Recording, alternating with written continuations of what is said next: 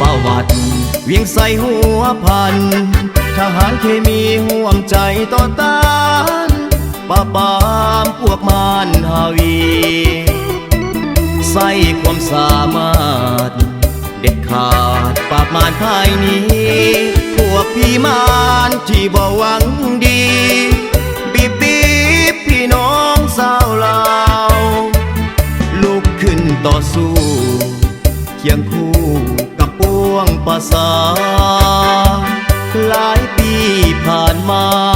ผ่านพาแปลวไฟสงครามผู้เอกราชอธิปไตยทั่วแดนอาถรรพ์เคียงบ่าเคียงไหลประสานต่อต้านกับโจรอเมริกามาฮอดวันนี้เราฮบเคมีได้หับการสร้างสา26 ตุลาปี 1966เราฮบเคมีได้สถาปนาเป็นวันที่งดงามล้ำค่าเป็นวันที่งดงามล้ำค่าสุขใจนักหนาของเราทหารเคมีผลงานที่มีตั้งหลาย10 ปีสืบทอดกันมาก้าวสู่การพัฒนากองเคมีเฮาเข้มแข็งเฮาร่วมแห่งกันสร้างตามแนวทางที่ทันสมัยนี่ล่ะคือมูลเสืออันยิ่งใหญ่ในเส้นทางผู้ศาสตร์ของเราทหารเคมี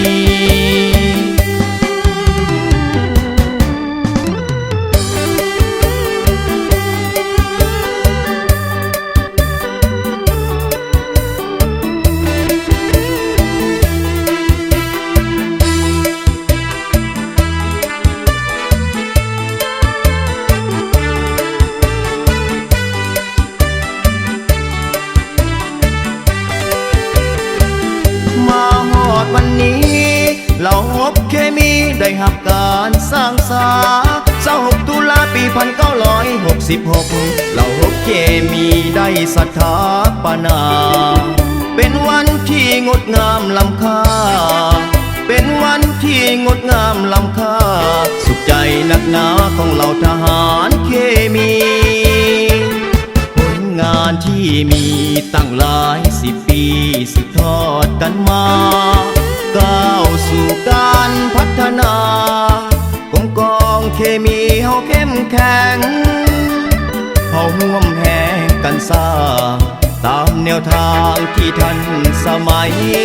นี่ล่ะคือมูลเสืออันยิ่งใหญ่ในเส้นทางผู้ศาสตร์ของเราทหารเคมี